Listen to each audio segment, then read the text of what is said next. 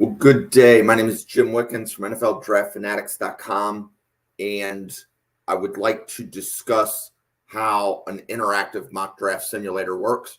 So, a couple things. There are 32 NFL teams. On this simulator, each team has its own player board. So, on this podcast and this video, we're only discussing the San Francisco 49ers. All the changes I make will be specific to the 49ers player board. There's a couple of position groups I need to work on: linebacker, offensive line, running back, and defensive backs, right? And then there's also a couple of players, it may be some other positions that have recently been added. So anytime somebody does a mock draft on this simulator, the player boards for that team will change. You're going to see that very quickly as I go through the demonstration here.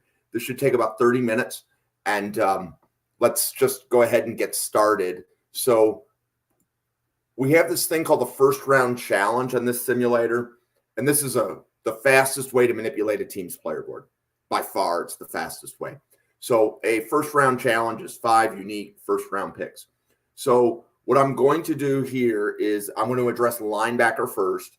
I'm not suggesting the 49ers need a linebacker. I'm also suggesting they don't need a linebacker. But I do know that there's 4 linebackers that probably need a better spot on the draft card. So Jeremiah Trotter is one of them.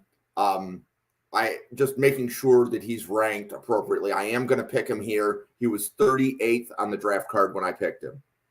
So just make that observation. Another linebacker, Smael Mondon. He's 87. That might be about right, but I have heard early day two grades, like a round 2 grade on him. So I'm going to pick him. And this is a first round challenge. We have to do 5 of these. I've done 2 of the 5 already. Okay. Now we're going to go a little bit deeper on the draft card. And I would like to point out Tatum Bethune. Again, likely a day 2 grade, likely an early day 2 grade. And if you notice, he's 244. Okay. I'm picking him in a first round challenge. He's not 244 anymore. And I'll show you the results of this here very shortly. Okay. And then one more linebacker. Okay. Marius Liafu, probably 3rd, 4th round grade. There's no way he should be 690 on the draft card. So we load a draft card on NFL Draft Fanatics. And then we rely on people mock drafting and picking the players to move them up. So this is me doing a mock draft and moving the players up so that the player boards look moderately normal. Okay. And then at this point, I've finished what I wanted to do with the linebackers. We've also added a couple of new players to the database. So let me, so Kirion right here, offensive tackle from Yale. He's probably going somewhere between rounds 3 and 4. He's currently 95th on the draft card. That may have been accurate, but wanted to make sure that the player was there. So that was a first round challenge. We're 4 minutes in, and I've already finished. Okay. Those 5 players have already moved up the draft card, just like that. Okay. Now, how far did they move up? We're going to talk about that like in the next 30 minutes. Okay, the next position I want to work on is defensive back. So we're going to go in and we're going to do the same thing, except I'm going to choose a different position. Okay, so we're going to San Francisco, first round challenge, start. There are 5 defensive backs with a first round grade. Now, based on where the 49ers are picking, I doubt we're going to see Kool-Aid McKinstry fall to the back of the first round. But there is some randomness to the simulator, so I don't want to necessarily predict what it will or won't do. But if we look here, Terrion Arnold likely has a first round grade. So he's 43rd in the draft card. I'm going to pick him, and he's going to move up significantly higher than 43. So okay, and then let's go ahead and let's keep looking at the DBs. So Lassiter, Burke are second round grades. And then Kitchens would have a first round grade. I can see he's already pretty high on the 49ers board, but that was one of the players I wanted to check. So we're moving Kitchens, and he just moved to the top of the 49ers draft card. Okay, and then if we look here, I don't see any of my first round DBs. So if I just go through and check, Kitchens just went. Kalen King, he was probably second round grade. Burke's probably second round grade. But Kool-Aid McKinstry's here. Wiggins is here. Okay, so there. Okay, and then I've already picked Terry and Arnold. So the 3 first round corners I was targeting went. I didn't see. Oh, and Cooper DeJean went. Okay, so what am I going to do here? Now I'm going to find somebody that would have a second round grade, and I'm going to pick him just to move him up and finish this. So I'm going to grab Bullock, safety from USC, probably second round grade. So picking him, he moves up. At this point, I've done 3 of the 5 first round picks. Okay, I see Burke here, again, second round grade, so I'm going to pick him. It's a first round challenge. I am picking players that might go in round 2. The purpose of this is to keep them high on the draft card right now. And then I'll pick Lassiter as the other player to move up on the draft card. Okay, so I just did a second first round challenge, 5 unique first rounds, targeted DBs. So the DBs in this case look pretty good. I don't need to do too much more. Next position I want to work on is running backs. There's definitely 4 running backs that I need to target. Now, when we do this, I'm going to do a second round challenge. A first round challenge is 5 unique first rounds. A second round challenge is 10 unique second rounds. Okay. So I believe the 49ers have a second round pick. I didn't check that before I started the podcast, but we're about to find out real fast if they have a second round pick. So first round, I have 10 picks. I can do whatever I want with them. I'll use it to manipulate the draft card a little bit. Second round, I'm going to grab 4 running backs and then start working on the offensive line. Okay. So, and this is regardless of team needs. I'm making sure that the players are at the right spot on the team's draft card. Okay, so what would the 49ers likely do according to this? They need offensive tackle, wide receiver, cornerback. So we can see a couple wide receivers at the top of the draft card. You can see Kalen King is close to the top. So that happened because I picked him in a first round challenge. And then if you look, Lassiter and Burke are pretty high in the draft card. Again, I picked them in the first round challenge. You can see Trotter is pretty high. I picked him in a first round challenge. And if we go to the 3rd page, I don't see any of the other linebackers that I picked. So, okay. So what we're going to do now is I'm going to try to do the first round like I would if I was picking for the 49ers. I like Leonard Taylor, late first round of the 49ers, defensive tackle. So by picking him, he should move up the draft card. And then I'm focused on running backs. Okay, so I want you to observe Marshawn Lloyd is 238. Now, I don't want Lloyd to go all the way to the top of the card, but I want him to move up from 238. So I'm going to say draft, and he's going to move up. Okay. Okay.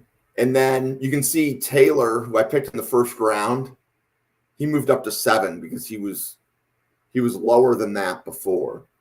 Okay. So if I go and say, okay, who else? Let's say Jenkins. He's currently 37th on the draft card. I'll say I'll pick him in the first round, and we'll see him move up. Okay. Second round, I still want to work on my linebackers, or excuse me, work on my running backs. So another running back to observe, Marks is currently 227. Okay. So I'm going to take him in the second round. And one of the reasons you would do a second round challenge is because if you don't want the player to move all the way up the draft card, but you want him to move up, take him in a second round challenge. So the general algorithm on the site is the player moves up relative to the value of the pick on the draft value chart. So a second round pick has less value than a first round pick.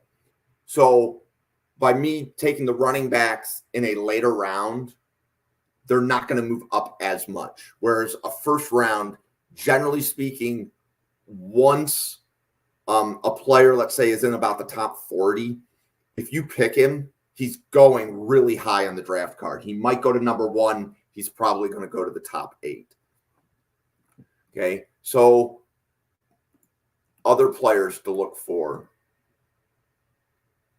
I like Troy Franklin in round 1. So I'll pick him. He should move up the draft card. And I see that we have a few viewers. If you want to leave comments or questions, I'll see them as they come in. Okay, so more running backs to look at. Isaiah Davis. I want you to observe he is some people call him the number 1 back in the class. He's definitely one of the 5 best running backs. He starts at 341, so I'm going to draft him in a second round challenge. He should move up from 341. Generally speaking, the players that I pick that were like 250, 350, they're moving between like 100 and 120 on the draft card. It's a rough estimate based upon me doing this for other teams. But the basic estimate is that when the first time you take them, if they're that low on the draft card, they're going to move into the, let's say, between 100 to 150 range. And then if you pick them again, they'll move up more. So part of the algorithm here is group think. And what I mean by that is that if you're drafting for the 49ers and your friend is and I am, if we all 3 of us agree on a specific player in a specific round, we should start to see that player move up towards the top of the board in that round. Okay. But if it's just me, just my opinion, the player is going to stay there until somebody agrees with my opinion. Okay. So when you do a mock draft on NFLDraftFanatics.com, you're drafting against the opinions of other fans. That can be good and that can be bad, right? Because fans can do crazy things, and you will see more variation in mock drafts on this site than you will on most of the other sites because the boards are interactive. I'm not out to try to control what fans do.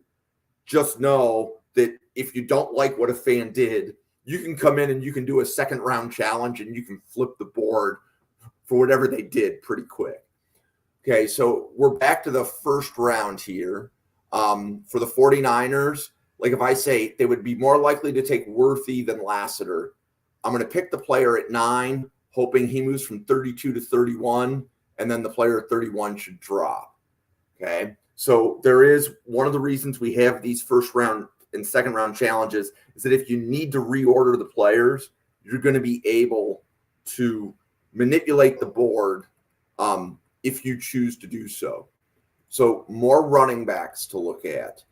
Okay, somebody from the 49ers has already drafted Devin Neal because Devin Neal is not 145 on the board. He started at like the 250 range.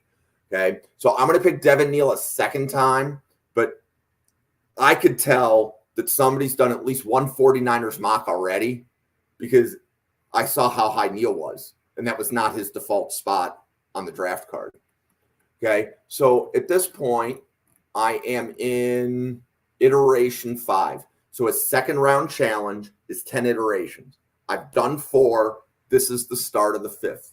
So again, like I can look at the draft card and say, I would be more likely to take, and I'm looking for a player, Tyrion Arnold than several of the players above him. So by me picking Arnold, who's currently 43, he should move up the draft card.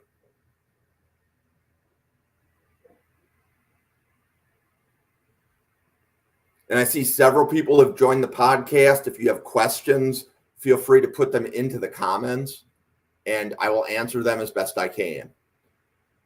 Okay, so the next thing I'm going to do now is work on the draft card for the 49ers. And we do have some offensive linemen we want to pay attention to. So Fuaga's one of them. Kirion right here is another. So I think Guyton higher than Kirion would be an example. So I'm going to pick that offensive tackle. He should move up. Okay. So Guyton's probably going round 3, and he was at 101 on the draft card.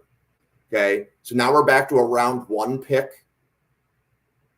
The top of the card looks okay. But like I see Jordan Morgan. Would you take him in round 1? Right now, he's in the top 8. So a couple things about the Fanatics algorithm. The default algorithm is that it picks the top player on the draft card. Okay, and what I mean by that is that if I'm picking for Buffalo and the simulator needs to pick a player for the 49ers, it's going to pick the top player on the 49ers draft card at least 50% of the time. Okay? However, if somebody flips advanced settings, they can bypass taking the top player, and then it's going to look for players 2 through 8. So if a player is in the top 8 on the draft card at the time of the selection, there's a possibility he's taken in that round. So in this case, there's a chance Jordan Morgan would be taken over, let's say, a player like Terrion Arnold. Okay, so I'm going to pick Arnold. He should move higher on the draft card.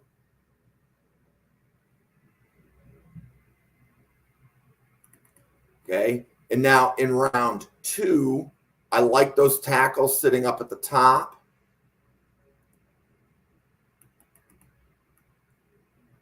And I'm just perusing the draft card to try to see, is there any player that has fallen down that would be worthy of a second round grade? And it actually looked pretty good. So at this point, I'll take Dorless, and we have 4 more iterations to go. So again, we see a list of players, and if you don't like Jordan Morgan, notice he's now fallen on the draft card by 1 spot. He is out of the top 8.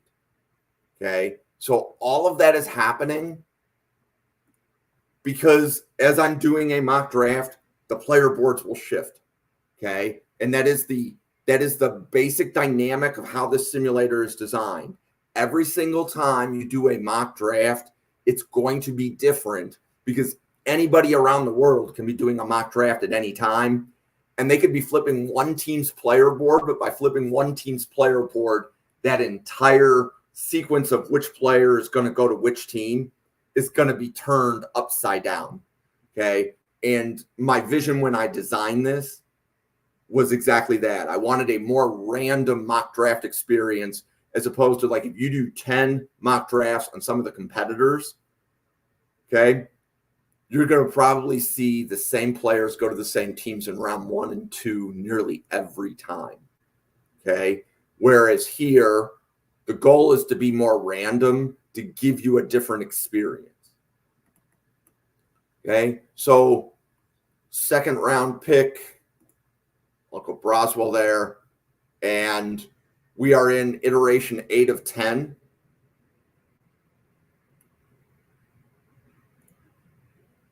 So I'm just going to go and finish this out. But, I mean, this draft card, it looks like there's been a lot of 49ers mocks done already because the draft card looks, what I would say, like moderately accurate. Okay, so I can usually tell if I'm coming in, like, because I know what the default board was that was loaded. And then I notice what I'm seeing now. What I'm seeing now tells me that there's been a few 49ers mocks done.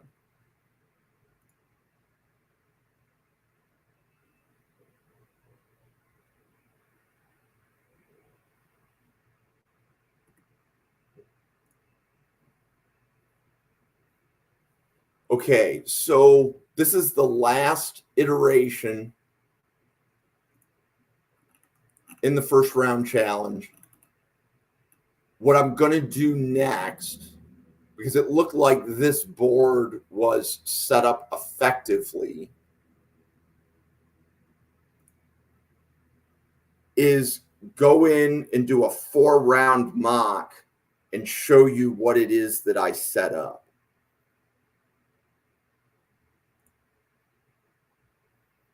Okay, so here's what I mean by that. So we're going to do just a regular 4-round mock for the 49ers. And what I want to do is pay attention to the player boards, and let's look at those linebackers and let's look at those running backs that I moved up a little while ago.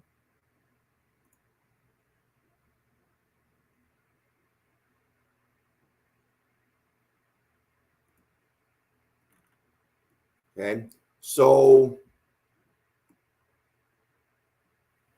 I'll go to Jean, round 1.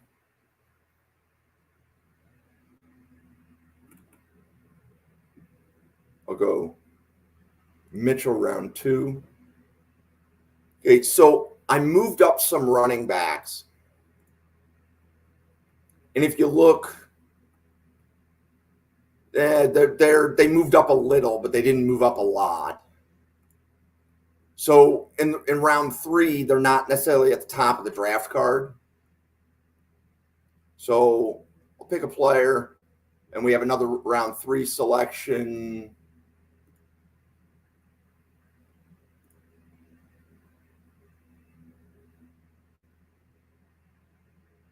Okay, so the linebackers that I picked are starting to show themselves to the top of the draft card. That happened because I drafted them in a first-round challenge earlier to move them up. Okay, so I'm going to finish the draft here, and it looks like they have another 4th-round pick. Okay, so every mock draft that's done is going to change the player board.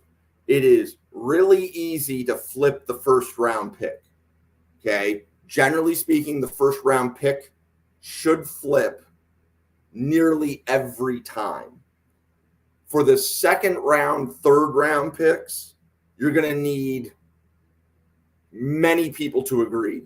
So 2nd round, like if 5 to 7 people agree, that player should move up. For a 3rd round, it would take more, and it's all proportional to the draft value chart. So for example, would you trade 5 2nd-round picks for a 1st-round pick?